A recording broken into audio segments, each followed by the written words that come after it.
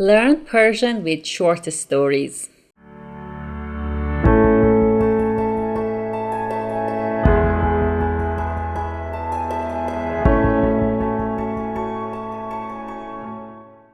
Hello my lovely friends, welcome back to Learn Persian with Asal. Today's short story is The Wise Owl. جغد دانا. جغد دانا. The Wise Owl.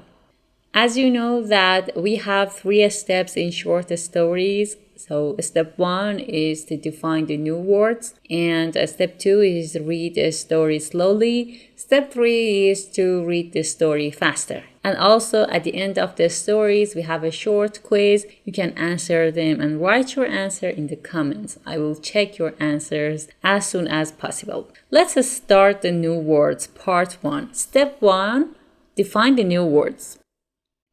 جغد. جغد. دوروبر. دوروبر. Synonym is اطراف. اطراف. تماشا کردن. تماشا کردن. It is a compound verb. If you want to know about the compound verb, you can watch the video that I will put here. سبد. سبد. سنگین. سنگین. The opposite is سبک. سبک is the opposite of سنگین. منزل. منزل. The synonym is خانه, which in spoken Persian we say خونه. خونه is the synonym of منزل. داد زدن. داد زدن. Also, this is a compound verb. بیشتر. بیشتر. The opposite is کمتر. کمتر. فیل. فیل. هرگز. هرگز. The synonym is هیچ وقت. هیچ وقت. Step 2. Read the story slowly. جغد دانا. جغد پیری بود که روی درخت بلوطی زندگی می کرد. جغد هر روز اتفاقاتی را که دور و برش می افتاد تماشا می کرد. دیروز پسری دید که به پیرمردی کمک می کرد و سبد سنگینش را تا منزلش برد.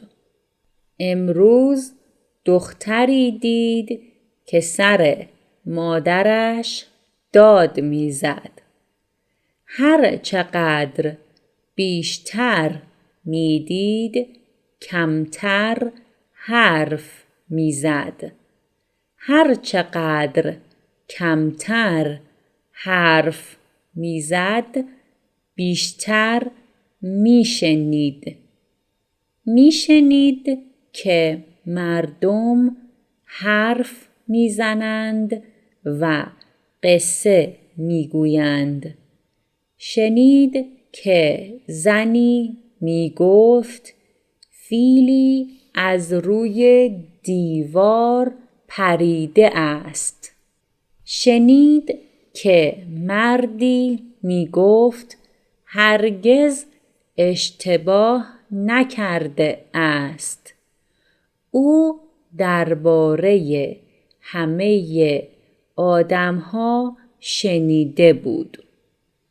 بعضی آدم‌ها بهتر شده بودند و بعضی بدتر. اما جغد هر روز دانا و داناتر شده بود.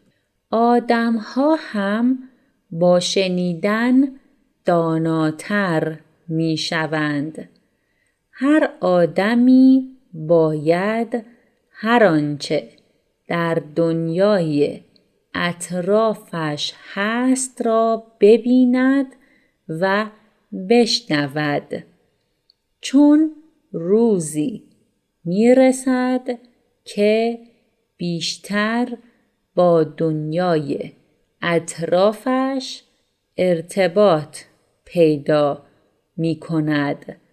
پس باید بتواند از پس مشکلاتش بر بیاید. Now step 3. Let's read it faster. جغد دانا.